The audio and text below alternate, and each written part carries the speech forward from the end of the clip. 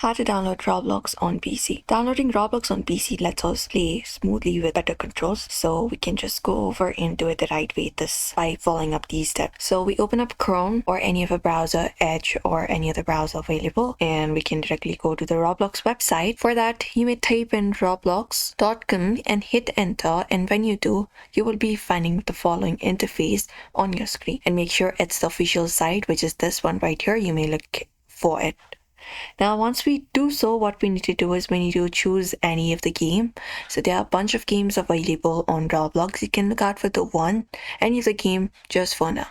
For example, this is the game. And once we choose the game, we just need to click on the play option.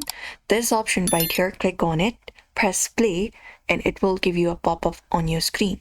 So it will say Roblox is getting ready, and once it completes, you'll be finding an option given on your screen, which is download Roblox.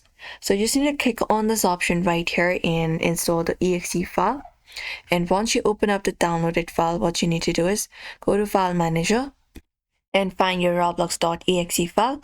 Double click on it, and once you double click on it, it will pop you up with the installer. So you just need to click on install option, and once the installation completes, you can just go over and open up the official app on your device, and you can click on play again. So you can open it up first, and this should be the following interface, a little bit different but somehow same. And once you find it up, you can go to the game that you want to play, click on it, and once you click on it, you can find the play button there.